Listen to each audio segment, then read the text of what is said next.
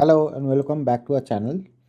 Today we are going to talk about feature access controls. I was actually going to make a video about something else, but while in my day-to-day job I was looking at some of the things that were critical and not talked about a lot in terms of system design or application development, large-scale application development and feature development.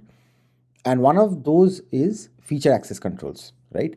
However, feature access control is can be a blessing and it can be a trap also. So there are multiple benefits as well as a lot of risks when you are implementing feature access controls for your application, right? So we are going to take a look at when to use it, what is it, what are the benefits, and primarily what are the types of feature access controls that are applicable in various kinds of applications capabilities that you want to provide to your customers, right?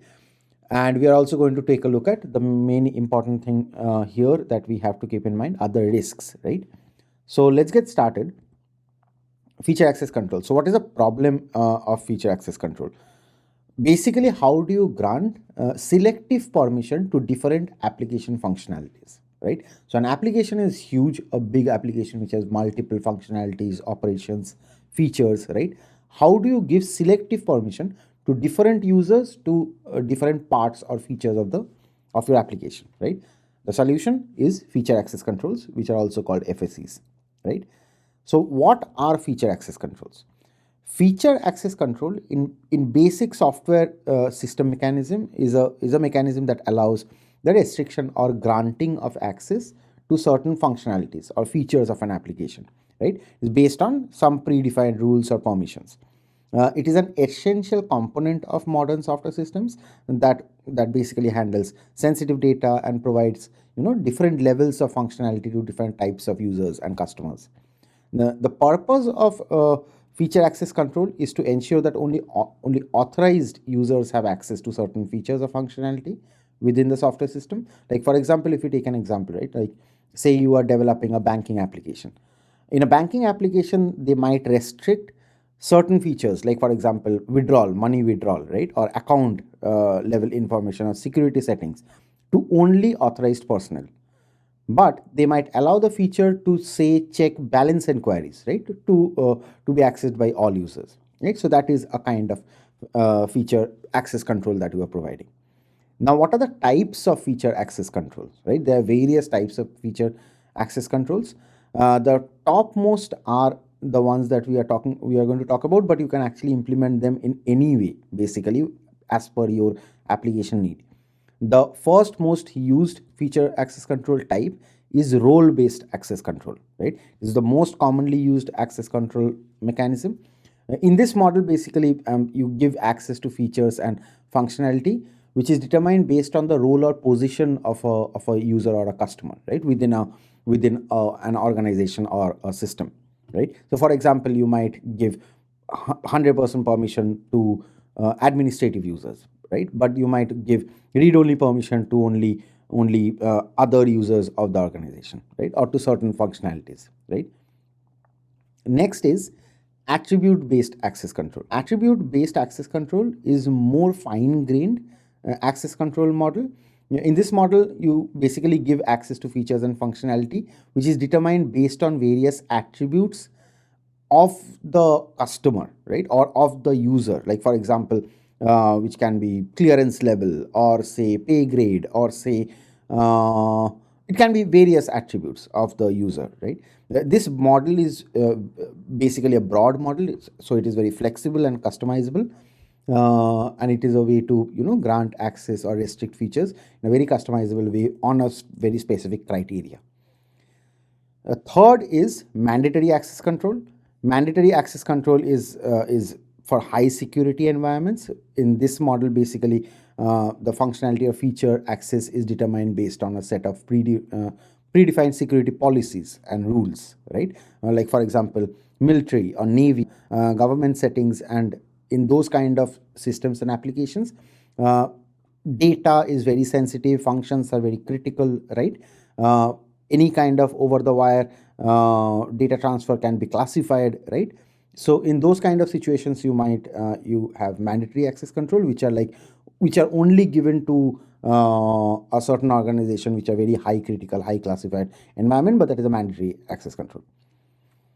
The fourth type that we can look at is location based access control, right? So if you are developing an application which is a global application, right, multi region application, in that kind of a scenario you might want to provide your application features, certain features, to certain locations only, right? For example, you might want to provide one of the capabilities in India, however you want to provide the all of the facilities to US. You might want to provide very tuned kind of features and functionalities to UK, right? So it can be in different regions, different geographies.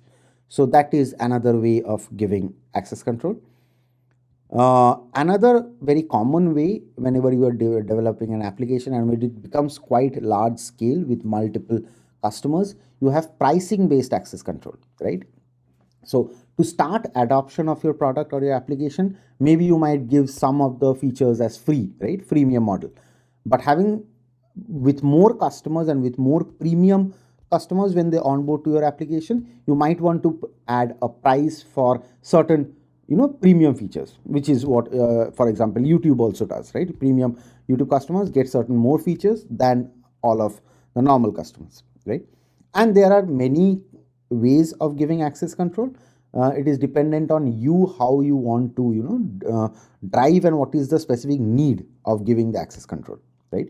However, access control obviously provides a very tuning mechanism of your application development, so you can release the software very easily and depending on a weightage basis on whom you are giving what kind of access to your customers and to what types of features to your customers, right?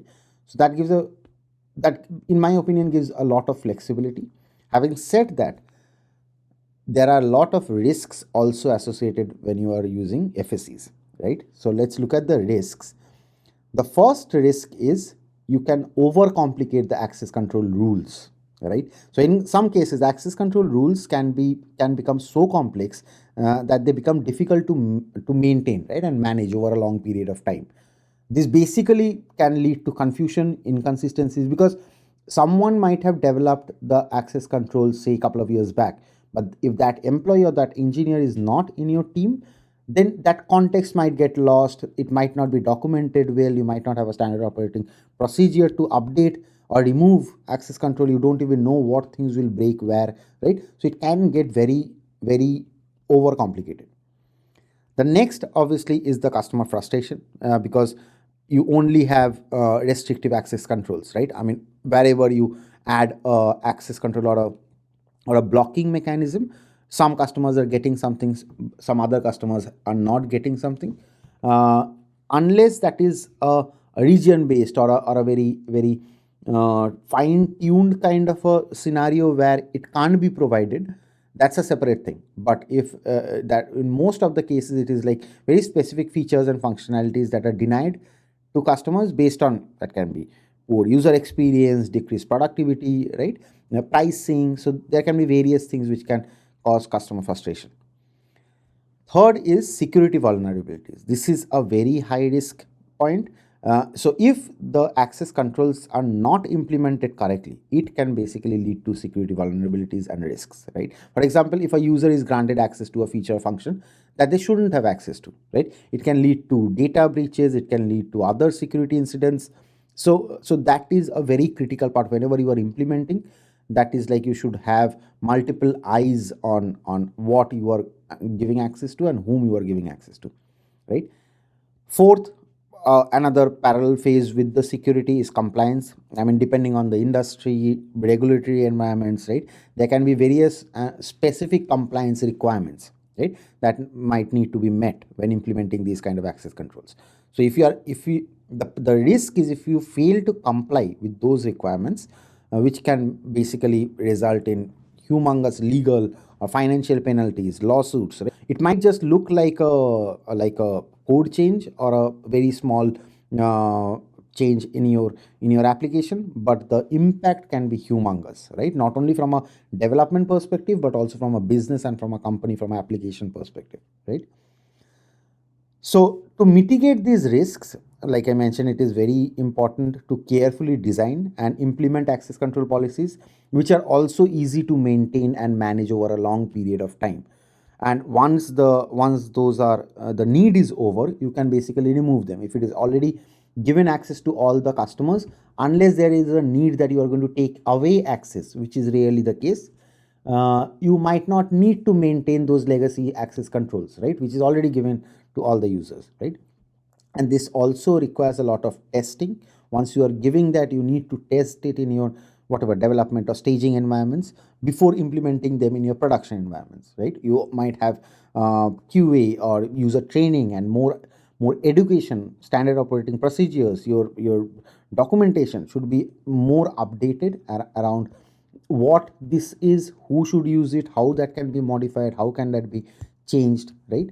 And there should also be regulatory audits, right? You should conduct basically you should have checks and balances in place, so that you know that what you are implementing and what is there in the system is followed correctly, right? So that is feature access controls. Hopefully this was useful.